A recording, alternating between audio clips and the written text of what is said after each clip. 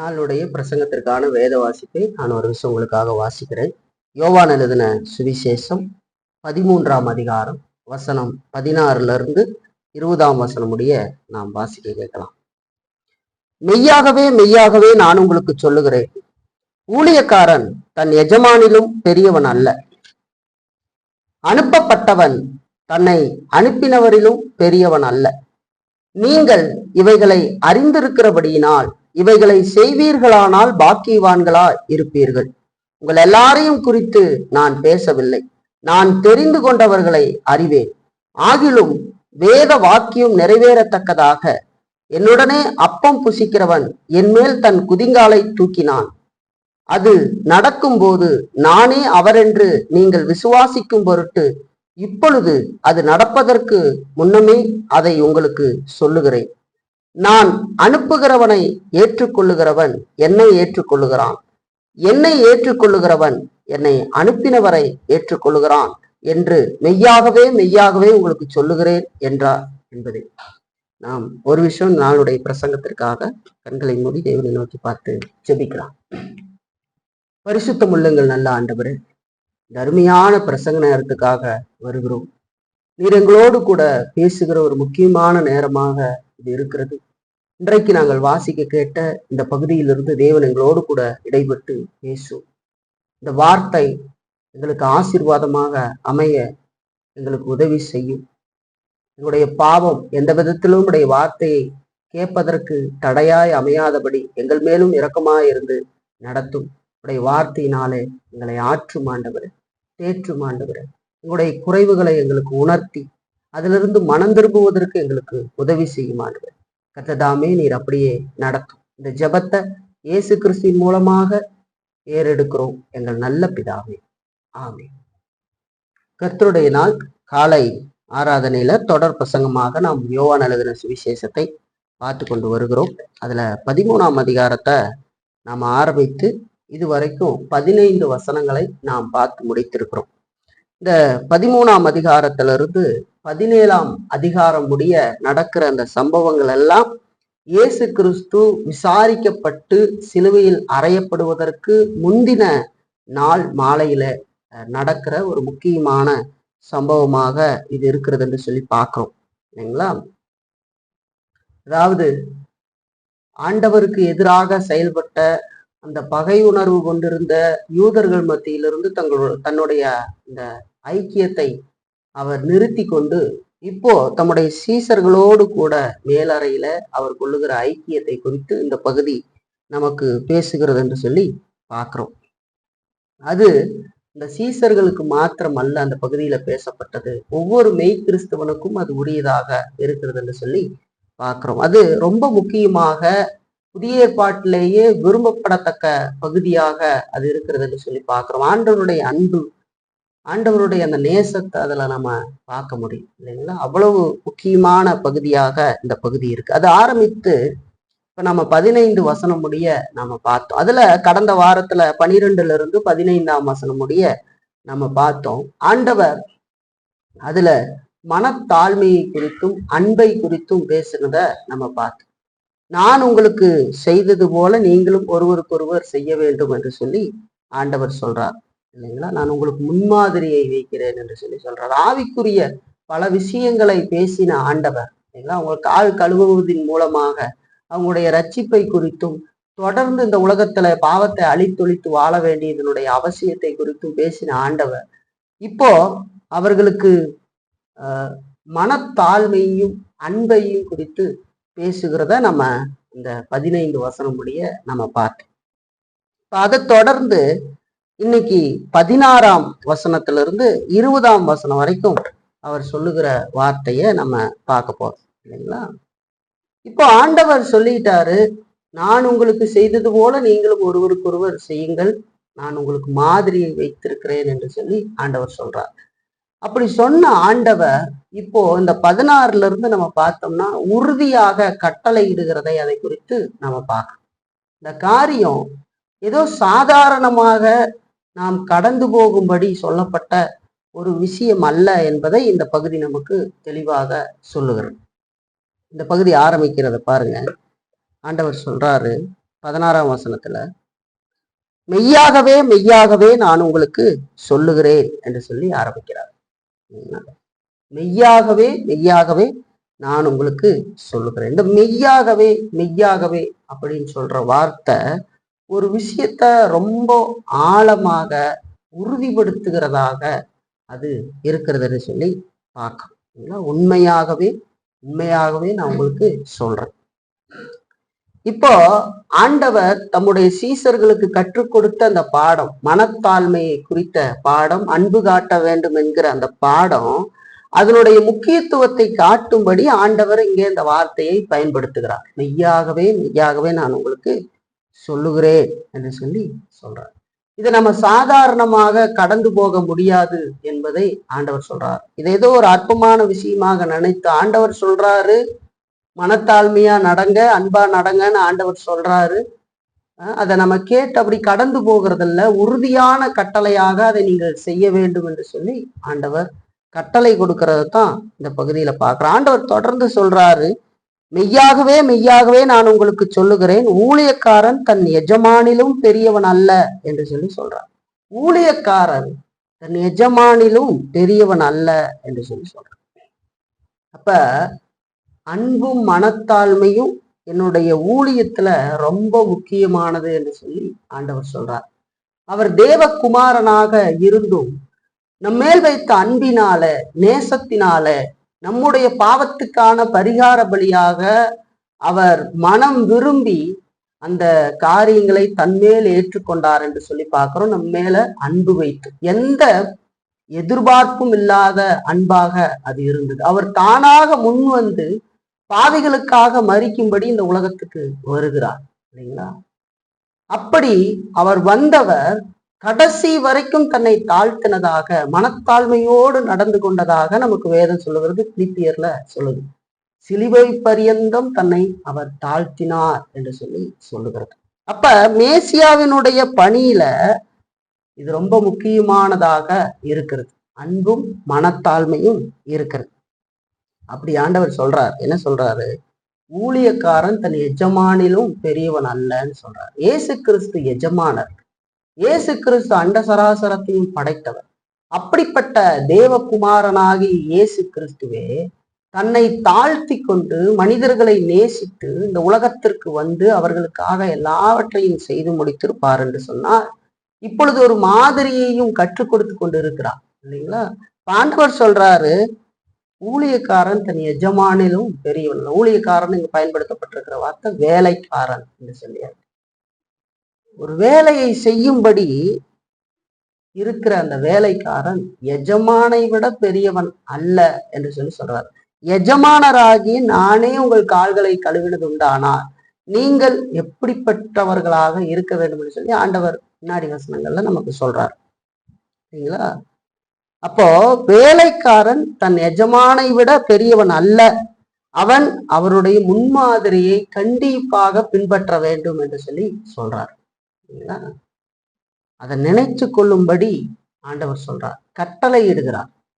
நீங்க மனத்தாழ்மையா உண்மையா இல்லைங்களா நடக்கணும், அன்போடு நடக்கணும் அப்படிங்கிறத உறுதியா கட்டளையிடுறார் இல்லைங்களா? அவர்கள் ஒரு மோசமான நிலையில் இருக்கிறாங்க இல்லைங்களா? யார் பெரியவர்கள் என்கிற ஒரு பேச்சு அங்க இருக்குது. ஆண்டவர் இப்பொழுது அவர்களுடைய கால்களை கழுவி மேசியாவின் பணியில இது ரொம்ப முக்கியமான பணி என்று சொல்லி சொல்றார். மனுஷகுமாரன் ஊழியம் கொள்ளும்படி வராமல் ஊழியம் செய்யும்படி வந்தார் என்று சொல்லி சொல்றார். தன்னைத்தானே உயர்த்துகிறவன் தாழ்த்தப்படுவான், தன்னை தாழ்த்துகிறவன் உயர்த்தப்படுவான்ங்கிற பாடத்தை கத்துக் கொடுக்குற. அப்ப ஊழியக்காரன் தன் எஜமானிலும் பெரியவன் அல்ல. ஒரு வேலையால் அந்த எஜமானரோட பெரியவனா இருக்க முடியுமா? எஜமானரே ஒருத்தருடைய பாதத்தை கழுவி அவரிடத்துல அன்பு காட்டி தன்னை தாழ்த்துவார் என்று சொன்னார், அவரை பின்பற்றுகிற நாம் எப்படிப்பட்டவர்களாக இருக்க வேண்டும் என்பதை ஆண்டவர் சொல்றாரு. அதை உறுதியா கட்டளையிடுகிறது தான் நமக்கு இந்த பகுதி சொல்லுகிறது. இதுல பாருங்க 16லயே சொல்லுகிறது, அனுப்பப்பட்டவன் தன்னை அனுப்பினவரிலும் பெரியவன் அல்ல என்று சொல்லி சொல்றான். ஒரு வேலைக்காக அனுப்பப்படுற மனிதன் அந்த மனிதனை அனுப்பினவரை விட அவன் பெரியவன் அல்ல என்று சொல்லி பார்க்க இல்லைங்களா.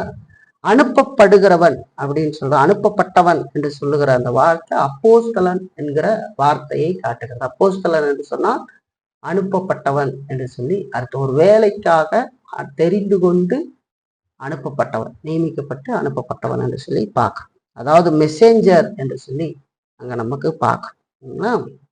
அப்போ அனுப்பப்பட்டவன் தன்னை அனுப்பினவரிலும் பெரியவன் அல்ல என்று சொல்லி ஆண்டவர் சொல்றார்.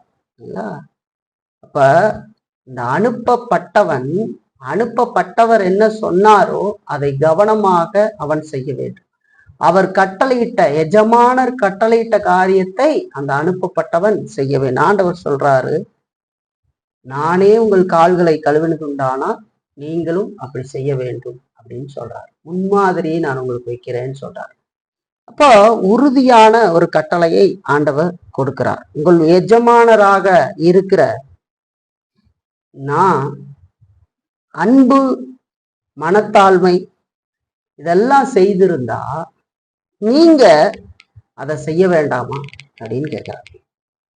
நான் உங்க எஜமானர், நான் அதை செய்திருக்கிற பொழுது, மனத்தாழ்மையாகவும் அன்பாகவும் நடக்கிற பொழுது, நீங்கள் அதை செய்கிறதற்கோ அல்லது அது போன்ற காரியங்களை செய்வதற்கோ ஒருபோதும் வெட்கப்படக்கூடாது என்று சொல்லி சொல்றார். எஜமானராகிய நானே, இயேசு கிறிஸ்துவங்க தன் வஸ்திரங்களை கழட்டி வைத்து விட்டு ஒரு துண்டை இடுப்புல கட்டி கொண்டு ஒரு வேலைக்காரனை போல பாத்திரத்துல தண்ணீரை எடுத்துக்கொண்டு அவருடைய பாதங்களை கழுவுகிறார்.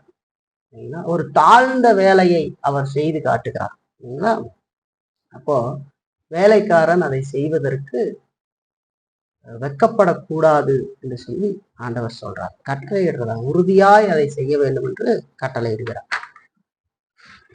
ஆண்டவர் என்ன சொல்றாரு, நீங்க உண்மையிலேயே என் சீசர்களாகவும் அனுப்பப்பட்டவர்களாகவும் இருந்தா நான் செய்ததை நீங்கள் கண்டிப்பாக செய்ய வேண்டும் என்று சொல்லி சொல்றார்.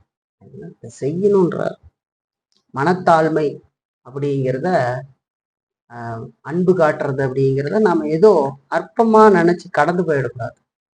அதை சாதாரணமா நினைச்சுக்கிட்டு போகக்கூடாது. உறுதியாக நாம் செய்ய வேண்டும் என்று சொல்லி ஆண்டவர் சொல்றார். 17ஆம் வசனத்துல சொல்றத பாருங்க, நீங்கள் இவைகளை அறிந்திருக்கிறபடியினால் இவைகளை செய்வீர்களானால் பாக்கியவான்களா இருப்பீர்கள் என்று சொல்லி சொல்றார். இப்ப நீங்க இதை அறிஞ்சிருக்கிறீங்க, நான் சொன்ன விஷயத்த நீங்க அறிஞ்சிருக்கிறீங்க, அது உங்களுக்கு தெரியுது. அப்படியே நீங்கள் இவைகளை செய்தால் ஆசீர்வதிக்கப்படுவீர்கள் என்று சொல்லி சொல்றாங்க. இந்த விஷயம் உங்களுக்கு தெரிஞ்சிருச்சு, நான் என்ன சொல்றது உங்களுக்கு தெரியுது, அதை நீங்க அதன்படி செய்தீங்கன்னா ஆசீர்வதிக்கப்படுவீர்கள் என்று சொல்லி சொல்றோம். அப்ப இந்த வசனம் முன்னாடி சொல்லப்பட்ட வசனத்தை உறுதிப்படுத்துகிறதாக இருக்கிறது இல்லைங்களா. ஆண்டவர் என்ன சொல்றாரு, இதை உங்க தலையறிவால் தெரிந்து கொள்வதில் நீங்க திருப்தி அடைய வேண்டாம்.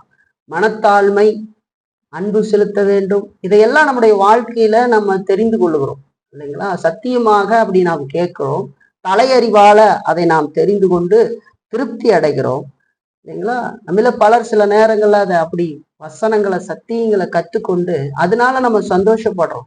ஓ, இயேசு கிறிஸ்து மனத்தாழ்மையோடு நடக்க சொல்றார், அன்போடு நடக்க சொல்றார் அப்படிங்கிற சத்தியங்களை எல்லாம் நாம் கேட்கிறோம். ஆனா அது மட்டும் போதாது, அதிலே நாம் திருப்தியை அடையக்கூடாது என்று சொல்லி சொல்றார். நீங்கள் இப்பொழுது இவைகளை அறிந்திருக்கிறீர்கள், அப்படியே நீங்க செய்தீங்கன்னா ஆசீர்வதிக்கப்படுவீர்கள் என்று சொல்றார் இல்லைங்களா.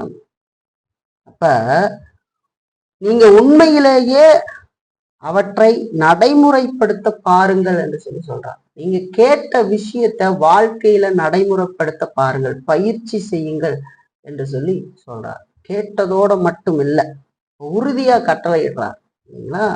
சொல்றார், நீங்கள் இவைகளை அறிந்திருக்கிறபடினால் இவைகளை செய்வீர்களானால் பாக்கியவான்களா இருப்பீர்கள் என்று சொல்லி சொல்றார். இப்ப நான் சொல்றத நீங்கள் உண்மையிலேயே அறிந்து புரிந்து கொண்டா அதை நடைமுறைப்படுத்துவதில் நீங்க மகிழ்ச்சியை காண்பீர்கள் என்று சொல்லி சொல்றார். அது உங்களுடைய வாழ்க்கையில நடக்கும் பொழுது அந்த பெரும் மகிழ்ச்சியை நீங்கள் அனுபவிப்பீர்கள். கடவுளுக்காக வாழ்கிற வாழ்க்கையில ஒரு மகிழ்ச்சியை அடைவீர்கள் என்று சொல்லி ஆண்டவர் சொல்றார். இப்ப இந்த காரியங்கள்லாம் நம்ம அறிஞ்சிருந்தோம், அதை நடைமுறைப்படுத்தாமல் நாம இருப்போம்னு சொன்னா நம்மள மாதிரி மோசமானவர்களும் பரிதாபப்படத்தக்கவர்களும் வேறு யாரும் இல்லை. சில நேரங்கள்ல வசனத்தை கேட்டு கடந்து போயிடுறது. இந்த வாழ்க்கையில அது ஒரு வசனமா கேட்டு கடந்து போயிடுறது. வசனம் வாழ்க்கையில செயல்படாத வரையிலும் அதனால எந்த பிரயோஜனமும் இல்லை என்று சொல்லி வேதம் சொல்லுகிறது இல்லைங்களா? அதைத்தான் கடவுள் இங்க சொல்றார். தொடர்ந்து 18ஆம் வசனத்துல அவர் சொல்றத பாருங்க. உங்கள் எல்லாரையும் குறித்து நான் பேசவில்லை, நான் தெரிந்து கொண்டவர்களை அறிவேன். ஆகிலும் வேத வாக்கியம் நிறைவேறத்தக்கதாக என்னோடு அப்பம் புசிக்கிறவன் என் மேல் தன் குதிங்காலை தூக்கினான் என்று சொல்லி ஆண்டவர் சொன்னார். இயேசு அவங்க கிட்ட தொடர்ந்து பேசுறார். என்ன பேசுறாருன்னா, நான் உங்கள் எல்லாரையும் குறித்து பேசலன்னு சொல்றாரு. எல்லாரும் அப்படி எல்லாரையும் குறித்து பேசல. நான் தெரிந்து கொண்டவனை நான் அறிவேன். நான் யாரை தெரிஞ்சிருக்கிறேன் அப்படிங்கிறது தெரிந்து கொண்டேன் என்பது எனக்கு தெரியும்னு சொல்றார். அதோடு சொல்றாரு, என்னோடு சாப்பிடுகிறவன் இல்லைங்களா? அதைத்தாங்க சொல்றாரு. என்னோடு அப்பம் புசிக்கிறவன் என் மேல் தன் குதிங்காலை தூக்கினான். வேத வாக்கியம் நிறைவேறும் தக்கதாக அப்படி நடக்கும் சொல்றார் இல்லைங்களா? ஆண்டவர் சொல்றார். இப்ப நமக்கு 11ஆம் வசனத்துல ஏற்கனவே ஆண்டவர் சொன்ன காரியத்தை தான் இங்க குறிப்பிடுறார். 11ஆம் வசனத்துல சொல்றாரு, தம்மை காட்டி கொடுக்கிறவனை அவர் அறிந்திருந்தபடியினால் நீங்கள் எல்லாரும் சுத்தமுள்ளவர்கள் அல்ல என்றார் என்று சொல்லி பார்க்க. 11ல ஏற்கனவே சொன்னாரு, நீங்கள் எல்லாரும் சுத்தமுள்ளவர்கள் அல்ல, உங்களையும் ஒருத்தன் சாசா இருக்கிறான் என்று சொல்லி ஆண்டவர் சொல்றார் இல்லைங்களா? அதைத்தான் இங்க மறுபடியுமாக நினைவுபடுத்துகிறார். அப்போ ஆண்டவர் இந்த இடத்துல பேசுறாரு, தொடர்ந்து பேசிக்கொண்டே வருகிறார் இல்லைங்களா? அவருடைய இரத்தத்தினால் ஏற்பட போகிற ஒரு மனிதனுடைய வாழ்க்கையில ஏற்பட போகிற மறுபிறப்பு, மீட்பு, பாவ மன்னிப்பின் சுத்திகரிப்பு, ஒரு மெய் விசுவாசிகள் தங்கள் எஜமானருக்கும் ஒருவருக்கொருவரும் காண்பிக்கிற தாழ்மை, அன்பு, அனுதின சுத்திகரிப்பு, இதையெல்லாம் ஆண்டவர் பேசிக்கொண்டு வருகிற பொழுது அவர் மாய்மாலக்காரனாக இருக்கிற, கூடிய விரைவில் தன்னை காட்டி கொடுக்க போகிறவனாக இருக்கிற யூதாஸ் காரியத்தை குறித்து அவர் பேசவில்லை என்று சொல்லி பார்க்கணும். அவனை குறிச்சு பேசல. அந்த 11 பேரை குறிச்சு தான் அங்க பேசிக்கிட்டு இருக்கிறார் இல்லைங்களா? அந்த மனிதன்ட்டு இதை பேசல. அந்த மனிதன் ஆண்டவரை காட்டி கொடுக்க போகிறான், அவன் நரகத்துக்கு போக போகிறான் அப்படிங்கிறது ஆண்டவருக்கு தெரிகிறது இல்லைங்களா? நீங்கள் எல்லாரும் சுத்தமுள்ளவர்கள் அல்ல என்று சொல்லி சொல்றார். அப்ப அவர் மூலமா ஏற்படுற இந்த ரட்சிப்பை குறித்து ஆண்டவர் பேசிக்கொண்டிருக்கிற பொழுது, தொடர்ந்து பரிசுத்தமாய் வாழ வேண்டியதனுடைய அவசியத்தை பேசிக்கொண்டு இருக்கிற பொழுது, யூதாஸ் காரியத்தை குறித்து அவர் பேசவில்லை என்று சொல்லி பார்க்கிறோம் இல்லைங்களா? அதான் நம்ம இங்க பார்க்கிறோம். இது உண்மையான விசுவாசிகளாக இருந்த அந்த சீசர்களுடைய நித்திய தெரிந்து கொள்ளுதலை குறித்து ஆண்டவர் சொல்றார் இல்லைங்களா? நான் தெரிந்து கொண்டவர்களை அறிவேன் அப்படின்னு சொல்றார் இல்லைங்களா? நித்தியத்துல தெரிந்தெடுத்தவர்களை ஆண்டவர் அறிவார் இல்லைங்களா? அதாவது ரட்சிப்பு, நித்திய ஜீவன், தேவ வழியிலான விடாமுயற்சிக்கென்று நான் தெரிந்து கொண்டவர்களை அறிவேன். அவங்கதான் அப்படி நடப்பாங்க. அவங்கதான் மனத்தாழ்மையோடு நடக்க முடியும், அவங்கதான் அன்போடு நடக்க முடியும், இதெல்லாம் செய்ய முடியும் கீழ்ப்படிந்து கடவுளுக்கும். ஏன்னா அவர்களுக்குள்ளதான் தேவ ஆவியானவர் இருக்கிறார். இப்போ ஆண்டவர் அதைத்தான் இங்க சொல்றார். அப்படி சொல்லி இந்த 18ல பிற்பகுதியில சொல்லும்போது, வேத வாக்கியம் நிறைவேறத்தக்கதாக என்னோடு அப்பம் புசிக்கிறவன் என் மேல் தன் குதிகாலை தூக்கினான் என்று சொல்லி சொல்றார். மேசியாவை குறித்து தாவீது எழுதின வேத வாக்கியம் யூதாசனுடைய துரோகத்தினால் இங்கே நிறைவேற்றப்படுகிறது என்று சொல்லி பார்க்க.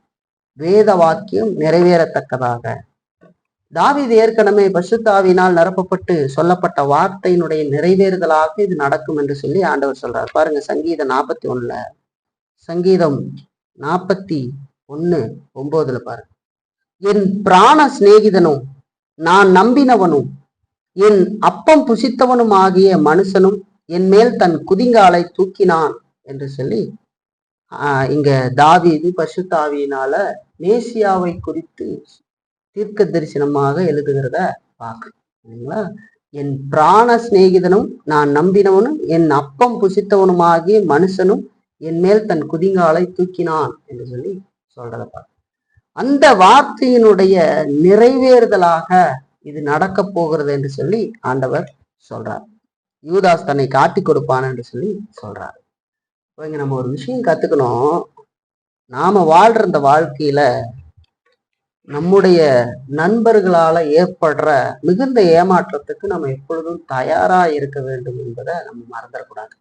சில நேரங்கள்ல நம்மோடு நெருங்கி பழகுகிற நண்பர்கள் அவங்கள கடவுளுக்கு மேல வைக்க கூடாது. எல்லாம் நிறைய அப்படி சொல்றது ரொம்ப டீப்பா போய் ஆண்டவரையே இல்லாம வேத வார்த்தையே இல்லாத அளவுக்கு நேசித்து கொண்டு இருக்கிற மாதிரியான ஒரு நிலை.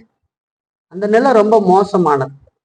அப்ப மனுஷரிடத்துல இருந்து நாம எவ்வளவு குறைவாக எதிர்பார்க்கிறோமோ அது நமக்கு நல்லது என்பதை மறக்க கூடாது. வாழ்க்கையில மனுஷனிடத்துல இருந்து ரொம்ப நீங்க எதிர்பார்க்கிற பொழுது, ஆனால் அந்த மனிதனால் ஏமாற்றப்படுகிற பொழுது அதை தாங்க முடியாத ஒரு வேதனை, ஒரு கஷ்டமும் வலியும் உருவாகும். இதெல்லாம் மனிதன் குறைபாடு உள்ளவன் இல்லைங்களா? ஆகவே ரொம்ப கவனமாக இருக்க வேண்டியதனுடைய அவசியத்தை இது நமக்கு சொல்லுகிறது. தொடர்ந்து 19ஆம் வசனம் பாருங்க.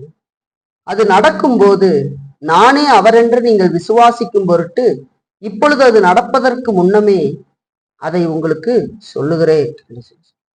இந்த வசனம் யூதாசினுடைய அந்த நெருங்கி வருகிற விசுவாச துரோகத்தை பற்றிய எச்சரிக்கையை காட்டுகிறதாக இருக்கிறது. ஆண்டவர் சொல்றாரு, அது நடக்கும்போது அப்படி உங்கள ஒருவன் என்னை காட்டி கொடுக்கும் பொழுது, உங்கள ஒருவன் வீழ்ச்சி அடைந்து போகிற பொழுது, இல்லைங்களா? அதான் சொல்றார், அது நடக்கும்போது நானே அவர் என்று நீங்கள் விசுவாசிக்கும் பொருட்டு இப்பொழுது அது நடப்பதற்கு முன்னே அதை உங்களுக்கு சொல்லுகிறேன் என்று சொல்லி சொல்றார். அது சம்பவிக்கும் போது நீங்க கலங்காம, நாம் வாக்குத்தத்தம் பண்ணப்பட்ட மேசியா என்று நீங்கள் விசுவாசிப்பதற்காக அந்த சம்பவம் நடப்பதற்கு முன்பதாகவே அதை நான் உங்களுக்கு சொல்லுகிறேன் என்று சொல்லி சொல்றாரு. இப்போ 12 பேர் இருக்கிறாங்க. அதுல ஒருத்த அந்த காட்டி கொடுக்கிற பொழுது அவங்களுக்குள்ள ஒரு பெரிய சோர்வு ஏற்பட்டு இல்லைங்களா? ஆண்டவர் சொல்றாரு, இது முன்னையே எழுதப்பட்ட தீர்க்க தரிசன நிறைவேறுதலா இருக்கிறது. உங்கள ஒருத்தன் என்னை காட்டி கொடுக்க போகிறான். அவன் வீழ்ச்சி அடைகிற பொழுது நீங்கள் அதை கண்டு கலங்கி போயிடாது. அது நடக்கிற பொழுது நானே வாக்குத்தத்தம் பண்ணப்பட்ட மேசியா என்பதை நீங்கள் விசுவாசிப்பதற்காக அந்த சம்பவம் நடக்கிறதுக்கு முன்பாகவே நான் உங்களுக்கு சொல்லுகிறேன் என்று சொல்லி சொல்றார். அப்போ இயேசுவே மெய்யான தேவன் என்பதை தம்முடைய சீஷர்கள் அறிய வேண்டும் என்கிற நோக்கத்தோடு தாம் காட்டி கொடுக்கப்படவிருந்த அந்த நிகழ்வை அது நடப்பதற்கு முன்பதாகவே அவர் அவர்களுக்கு அறிவிக்கிறத பார்க்க. இந்த பகுதியில 19ஆம் வசனத்துல ஒரு வார்த்தை பயன்படுத்தப்படுது பாருங்க. நானே அவர் என்று நீங்கள் விசுவாசிக்கும் பொருட்டு என்று சொல்லி சொல்லுங்க. இந்த நானே அவர் அப்படிங்கிற அந்த வார்த்தை, அந்த அவர் என்கிற வார்த்தை மூலமொழியில இல்லை.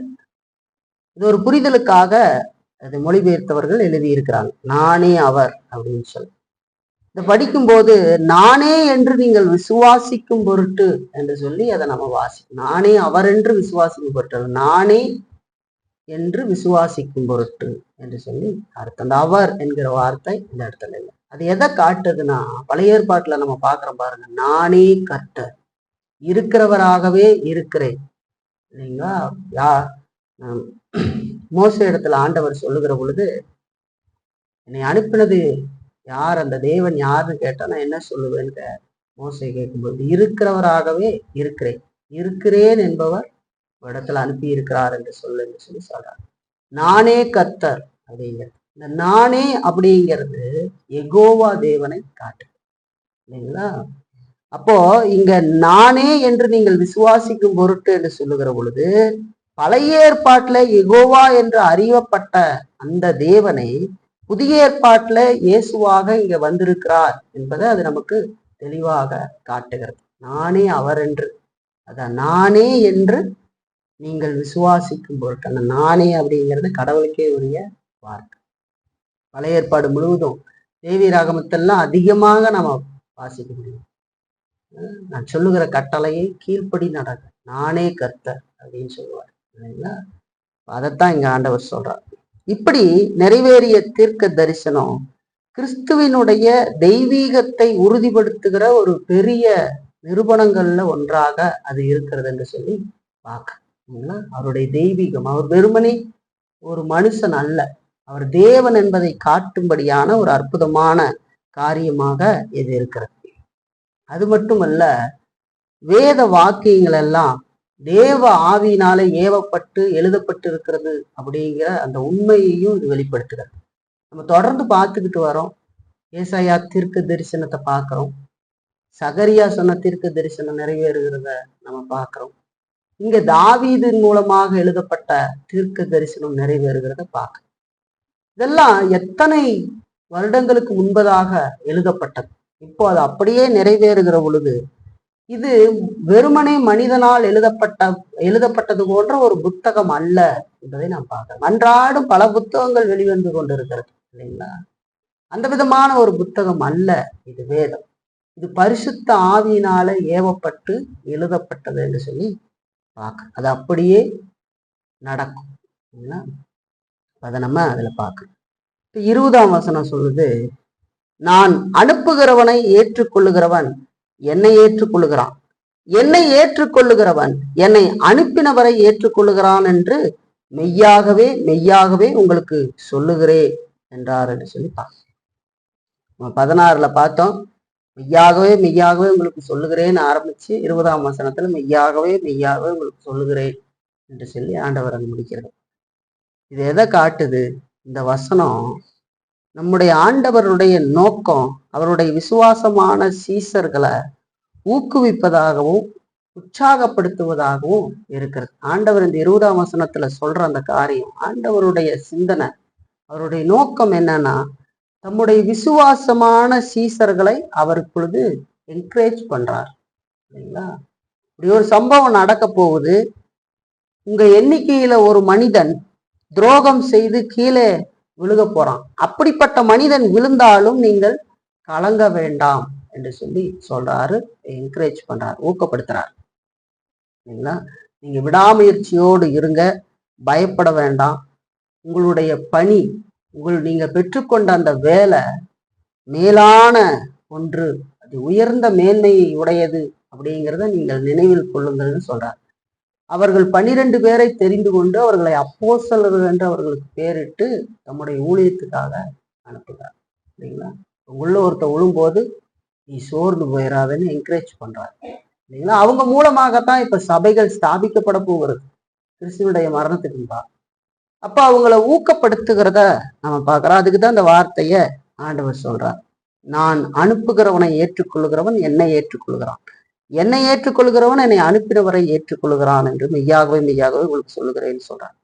அப்போ நான் உங்களை தெரிந்து கொண்டு என்னுடைய நாமத்தினாலே சுவிசேஷத்தை அறிவிக்கும்படி நான் உங்களை அனுப்புகிறேன் என்று சொல்றார், அனுப்பினேன் என்று சொல்லி சொல்றார். என் பிதா என்னை அனுப்பினது மாதிரி நான் உங்களை அனுப்புகிறேன் அப்படின்னு சொல்றார். நீங்களும் என்னால் அனுப்பப்படுகிறீர்கள் என்று சொல்லி சொல்றார். இதா என்னை அனுப்புனது மாதிரி நீங்களும் என்னால் என்னுடைய செய்தியாளர்களாக அனுப்பப்படுகிறீர்கள், இருக்கிறீர்கள் என்று சொல்லி சொல்றார். என்னுடைய செய்தியாளர்களாக இருக்கிறீர்கள் என்று சொல்லி மெய்யாகவே மெய்யாகவே நான் உங்களுக்கு சொல்லுகிறேன்னு சொல்றார். யோவான்ல 20ஆம் அதிகாரம் 21ஆம் வசனம் பாருங்க. இயேசு மறுபடியும் அவர்களை நோக்கி, உங்களுக்கு சமாதானம் உண்டாவதாக, பிதா என்னை அனுப்பினது போல நானும் உங்களை அனுப்புகிறேன் என்று சொல்லி. சரிங்களா. இயேசு கிறிஸ்துடைய உயிர்த்தெழுதலுக்கு பின்பதாக கூட்டப்பட்ட அறையில் இருக்கிற பொழுது அங்க ஆண்டவர் வந்து உயிர்த்தெழுந்த இயேசு கிறிஸ்து இந்த வார்த்தையை சொல்றார். சரிங்களா. பிதா என்னை அனுப்பினது போல நானும் உங்களை அனுப்புகிறேன் அப்படின்னு சொல்லி சொல்றார். ஆண்டவர் சொல்றாரு, உங்களை அல்லது சுவிசேஷத்தை பிரசங்கிக்க நான் அனுப்பும் வேறு யாரையாவது ஏற்றுக்கொள்ளுகிறவன் என்னை ஏற்றுக்கொள்ளுகிறான் என்று சொல்லி சொல்றார் இல்லைங்களா. ஏன்னா நீங்க என்னுடைய பிரதிநிதிகள் என்று சொல்லி சொல்றார். பிரதிநிதி அப்படின்னா ஒருவருக்காக செயல்படுகிற மற்றொரு ஆள் என்று சொல்லி அர்த்தம் நீங்கள் என்னுடைய பிரதிநிதிகள், என்னுடைய காரியத்தை செய்யும்படி என்னால் அனுப்பப்பட்டு போகிறவர்கள். அப்போ உங்களை ஒருவன் ஏற்றுக்கொள்ளுகிற பொழுது அவன் என்னை ஏற்றுக்கொள்ளுகிறான் என்று சொல்லி சொல்றார். அதாவது சுவிசேஷத்தினுடைய ஊழியர்களை ஏற்றுக்கொள்றவங்க, அதாவது கிறிஸ்துவினால் தெரிந்து கொள்ளப்பட்டு அழைக்கப்பட்டு அனுப்பப்பட்டவர்கள். சுவிசேஷத்தின் ஊழியர்களை ஏற்றுக்கொள்ளுகிறவர்கள் அவர்களுடைய சுவிசேஷத்தை ஏற்று தழுவி கிறிஸ்துவையும் விசுவாசிக்கிறார்கள் என்று சொல்லி பார்க்க. நல்ல சத்தியத்தை பிரசங்கிக்கிற ஊழியர்களை ஏற்கிறவர்கள் அவர்கள் மூலமாக வருகிற அந்த வார்த்தையை அவர்கள் ஏற்று அதை தழுவிக்கொண்டு கிறிஸ்துவையும் விசுவாசிக்கிறார்கள் என்று சொல்லி பார்க்க. அதனாலதான் நம்ம கேட்கறத குறிச்சு எப்பொழுதும் எச்சரிக்கையாக இருக்க வேண்டும். பவுல் சொல்றாரு பாருங்க அதை பத்தி. 2 கொரிந்தியர் 5ஆம் அதிகாரம் 19-20 வசனம் பாருங்க. அது என்னவெனில், தேவன் உலகத்தாருடைய பாவங்களை எண்ணாமல் கிறிஸ்துவுக்குள் அவர்களை தமக்கு ஒப்புரவாக்கி ஒப்புரவாக்குதலின் உபதேசத்தை எங்களிடத்தில் ஒப்புவித்தார். ஆனபடியினாலே தேவனானவர் எங்களை கொண்டு புத்தி சொல்லுகிறது போல நாங்கள் கிறிஸ்துவுக்காக ஸ்தானாதிபதிகளாக இருந்து தேவனோடு ஒப்புரவாகுங்கள் என்று கிறிஸ்துவின் நிமித்தம் உங்களை வேண்டிக் கொள்ளுகிறோம் என்று சொல்லி பவுல் சொல்றார். தேவன் உலகத்தாருடைய பாவங்களை எண்ணாம கிறிஸ்துவுக்குள் அவர்களை தமக்கு ஒப்புரவாக்கி கிறிஸ்துவின் மூலமாக அவர்களை ஒப்புரவாக்குகிறார் என்று சொல்லி பார்க்கிறார். கிறிஸ்துவனுடைய நீதியின் மூலமாக, அவர் ஆற்றின செயல்களின் மூலமாக நீதி அவர்களை ஒப்புரவாக்குகிறார் என்று சொல்லி பார்க்கிறோம். அப்படி ஒப்புரவாக்குதலின் உபதேசத்தை எங்களிடத்துல ஒப்புவித்தார் என்று சொல்லி சொல்றது. அதுதான் சுவிசேஷம், இல்லைங்களா? சுவிசேஷத்தின் மூலமாக ஒரு மனிதனுக்கு ரட்சிப்பு வருகிறது. அதுதான் இயேசு கிறிஸ்து சொல்றாருங்க, நான் அனுப்புகிறவனை ஏற்றுக்கொள்ளுகிறவன் என்னை ஏற்றுக்கொள்ளுகிறான் என்று சொல்லி சொல்றார். என்னை ஏற்றுக்கொள்ளுகிறவன் என்னை அனுப்பினவரை ஏற்றுக்கொள்ளுகிறான் என்று சொல்லி சொல்றார், இல்லைங்களா? அப்ப சுவிசேஷ ஊழியர்களை ஏற்றுக்கொள்கிறவர்கள், அதாவது அவர்களிலிருந்து வருகிற அந்த சுவிசேஷத்தை அவர்கள் தழுவிக்கொண்டு கிறிஸ்துவை விசுவாசிக்கிறார்கள் என்று சொல்லி பார்க்க. அப்ப நித்திய சுவிசேஷத்துல பிரசங்கிக்கப்பட்ட கிறிஸ்துவை ஏற்றுக்கொள்ளுகிறவன் கிறிஸ்துவின் பிதாவை ஏற்றுக்கொண்டு அவருடைய கிருபையில் பங்குள்ளவனாக மாறுகிறான் என்று சொல்லி பார்க்க. அதைத்தான் ஆண்டவர் சொல்லி முடிக்கிறார், என்கரேஜ் பண்றார். நீங்க பெற்றுக்கிட்ட ஊழியம் பெருசு, இல்லைங்களா? அது மகா மேன்மையானது. உங்கள ஒருவன் இடரல் அடைந்து விழுந்து போகிற பொழுது அதை கண்டு நீங்கள் திகைத்து போய்விடாதே, தொடர்ந்து நீங்க அந்த காரியத்துல போங்க. ஏன்னா 12 பேர் இருக்கிறாங்க இல்லையா, அதுல ஒருத்தர் விழுந்து போனா அவங்களுடைய மனநிலை எப்படியாக இருக்கும் என்று சொல்லி பாரு. மோசமானதாக மாறி ஆண்டவர் இப்ப என்கரேஜ் பண்றாரு அவர், இல்லைங்களா? அதுதான் நம்ம பார்க்க. இப்படி இந்த 20ஆம் வசனம் முடிவடைகிறத நம்ம பார்க்க. இந்த பகுதி ஆண்டவர் மனத்தாழ்மையை குறித்தும் அன்பை குறித்தும் கற்றுக் கொடுத்த அந்த வார்த்தை, அதை உறுதியாக நீங்கள் செய்ய வேண்டும், பின்பற்ற வேண்டும் என்று சொல்லி கட்டளை கொடுக்கிறத நாம பார்க்கணும், சரிங்களா? அதைத்தான் நம்ம இந்த பகுதியில பார்க்கணும். சரி, இதுல இருந்து ஒரு 3 பயன்பாடுகளை இன்னைக்கு நம்ம எடுத்துக்கலாம். முதல் பயன்பாடா நம்ம எடுத்துக்கிறது என்னன்னா, கிறிஸ்து செய்த எதையும் செய்வதில் நாம் ஒருபோதும் வெட்கப்படக்கூடாது என்று எடுத்துக்கிறோம். கிறிஸ்து செய்த எதையும் செய்வதில் நாம ஒருபோதும் வெட்கப்படக்கூடாது என்று சொல்லி இந்த வசனம் நமக்கு கற்றுக் கொடுக்கிறது. ஆண்டவர் சொல்றாரு, மெய்யாகவே மெய்யாகவே நான் உங்களுக்கு சொல்லுகிறேன், ஊழியக்காரன் தன் எஜமானிலும் பெரியவன் அல்ல, அனுப்பப்பட்டவன் தன்னை அனுப்பினவரிலும் பெரியவன் அல்ல என்று சொல்லி 16ஆம் வசனம் சொல்லுகிறத நம்ம வாசிக்கிறோம், இல்லைங்களா? இங்க நம்ம பார்க்கிறோம், ஆண்டவருடைய கண்கள், இல்லைங்களா, எல்லாவற்றையும் பார்க்கிற ஆண்டவருடைய கண்கள் இப்போ அப்போஸ்தலர்களுடைய மனதையும் அது பார்க்கிறது என்று சொல்லி பார்க்கணும், இல்லைங்களா? அப்போஸ்தலர்களுடைய இறுதிய நினைவை கடவுள் அறிகிறார் இப்போ, இல்லைங்களா? இப்ப சீசர்கள் இயேசு செய்த காரியத்தை பார்த்துக்கிட்டு இருக்கிறாங்க. இயேசு என்ன செய்கிறார்? வஸ்திரத்தை கழட்டி வைத்து விட்டு ஒரு துண்டை கட்டி கொண்டு பாத்திரத்துல தண்ணி வார்த்து சீடர்களுடைய கால்களை கழுவுறார். கழுவிட்டு இதை நீங்களும் ஒருவருக்கு ஒருவர் செய்யணும்னு சொல்றார். நான் உங்களுக்கு மாதிரியை வைத்தேன்னு சொல்றார். ஆனா இவங்களுடைய மனசு, இவங்க மனதினுடைய நினைவு என்னவாக இருந்தது, அந்த நேரத்துல அவங்களுடைய மனநிலை எப்படியாக இருந்தது என்பதை எல்லாவற்றையும் பார்க்கிற ஆண்டவருடைய கண்கள், இருதயத்தை பார்க்கிற ஆண்டவருடைய கண்கள் இவர்களுடைய இருதயத்தையும் பார்த்ததை நம்ம பார்க்கணும் இல்லைங்களா? அவர்கள் அதை செய்ய விரும்பாததை ஆண்டவர் கண்டார். அவங்களுக்கு அதை செய்யறதுல விருப்பம் இல்லை. சீசர்கள் பார்க்கறாங்க. சீசர்கள் அவர் செய்கிறதையெல்லாம் பார்த்து அதை அவங்க செய்யறதுக்கு விருப்பம் இல்லாது இருக்கிறார். ஏன் தெரியுங்களா? அவங்க ஏற்கனவே இருந்த அந்த யூத எதிர்பார்ப்புகளால் நிரப்பப்பட்டிருந்தார். இந்த பழைய யூத எதிர்பார்ப்புகள், மேசியான ஒருத்தர் வருவாரு, அவர் வந்து ராஜ்யத்தை ஸ்தாபிப்பார், அப்படி அவங்க எதிர்பார்த்துக்கிட்டு இருந்தாங்க. இயேசு கிறிஸ்து வந்து தன்னை மேசியான்னு சொல்லும் போது, அப்ப ஏற்கனவே இஸ்ரவேல் அடிமைத்தனத்துல இருக்குது, ரோமர்களுக்கு கீழாக இருக்கிறார்கள். ஆண்டவர் ஆண்டவர் இன்னும் கொஞ்ச நாள்ல இந்த ரோமர்களுக்கு எதிராக செயல்பட்டு தனி நாடாக இஸ்ரவேலை உருவாக்கி, தாவீது எப்படி மாமிசத்தின்படி ஆளுகை செய்தாரோ அதுபோல அவர் சிங்காசனத்தில் அமர்ந்து ராஜாவாக நம்மை ஆளுகை செய்வார் அப்படின்னு நினைக்கிறாங்க. இப்ப நல்லா நினைச்சு பாருங்க. அப்படி நினைச்சா அப்படித்தான் உங்க நினைவு இருக்கு. இப்ப இவங்கெல்லாம் யாரு? இயேசுவோடு கூட இருக்கிறவர், ஃப்ரெண்ட்ஸ், சிநேகிதர்கள் இல்லைங்களா? இப்ப இயேசு கிறிஸ்து அந்த மாதிரி ராஜாவானா இவங்கெல்லாம் எங்க இருப்பாங்க? கூட அப்படியே உட்காந்துக்கிட்டு நல்லா ஆளுகை செய்யலாம் அப்படின்னு பார்த்தா இயேசு கிறிஸ்து காலக்களவு சொல்றாரு இல்லைங்களா? அவர்களுடைய நினைவு அப்படியாக இருக்குது. அவங்களுடைய சிந்தனை அப்படியே சிம்மாசனத்துல உட்கார்ந்து ராஜ்யங்களை ஆள்ற அந்த ஒரு காரியத்துல அவங்க இருக்கிறாங்க. அதுதான் அவங்க சிந்தனை, அவங்க கேட்டது எல்லாம் இருக்கு. அப்படி அவங்க நிரப்பப்பட்டு இருக்கிறாங்க. அதனால அவங்க ரகசியமாக திருப்தி அடைஞ்சிருக்கிறாங்க. நாம இப்ப இயேசுவோடு கூட இருக்கிறோம், இயேசுவோடு நடக்கிறோம். இயேசு ராஜாவாக மாறுகிற பொழுது நாமும் சிங்காசனத்துல உட்காருவோம் இல்லைங்களா? இப்ப அந்த பிரச்சனையே அதனாலதான்.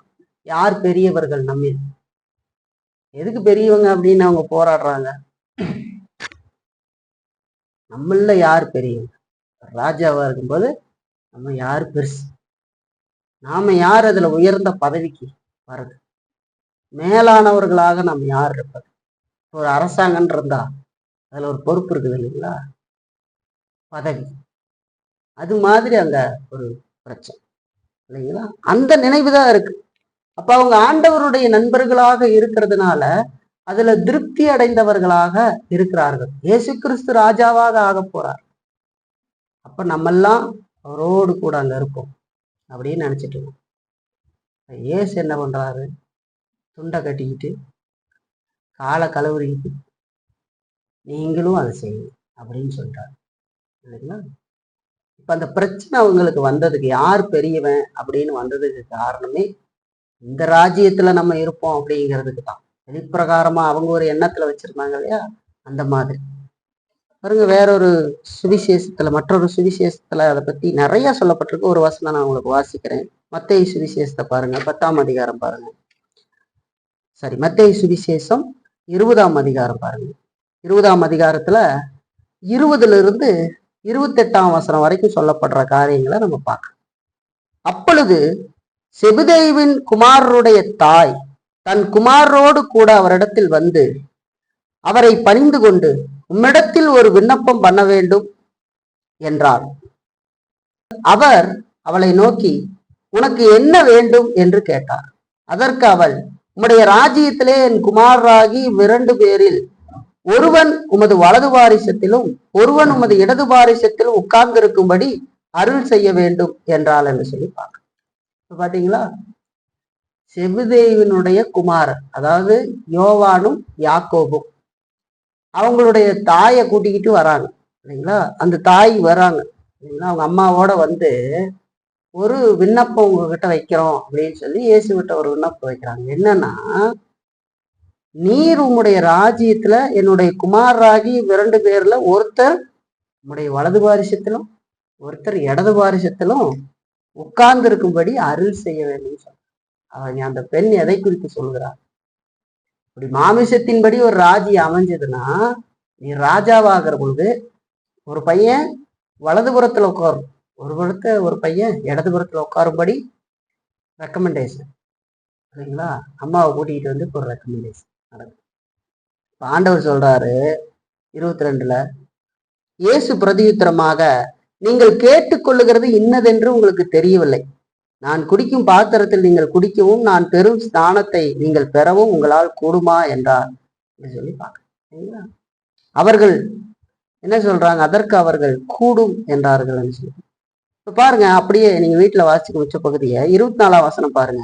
மற்ற 10 பேரும் அதை கேட்டு அந்த 2 சகோதரர் பேரிலும் எரிச்சலானார்கள் என்று சொல்லி பார்க்க. 2 பேர் வந்து அவங்க அம்மாவை கூட்டிகிட்டு வந்து அந்த விதமான ராஜ்யத்துல மாமிசத்தின்படி ராஜ்யம் அமையும் போது வலதுபுறத்துல இடதுபுறத்திலும் பசங்க உட்காரணும்னு சொல்றாங்க. இதை பார்த்த 10 பேருக்கு எரிச்சல் வந்துருச்சு இல்லைங்களா? எரிச்சல் அடைந்தார்கள் என்று சொல்லி சொல்லப்படுறத பார்க்க. ஆண்டவர் தொடர்ந்து ஒரு காரியம் சொல்றாரு பாருங்க 25ஆம் வசனத்துல. அப்பொழுது இயேசு அவர்களை கிட்ட வரச் செய்து, புறஜாதியருடைய அதிகாரிகள் அவர்களை இருமாப்பாய் ஆளுகிறார்கள் என்றும் பெரியவர்கள் அவர்கள் மேல் கடினமாய் அதிகாரம் செலுத்துகிறார்கள் என்றும் நீங்கள் அறிந்திருக்கிறீர்கள். அதாவது புறஜாதியா இருக்கிற ஒரு அதிகாரி இல்லைங்களா, அந்த மனுஷன் கீழே இருக்கிறவங்களை இருமாப்பாய் ஆளுகிறான் இல்லைங்களா?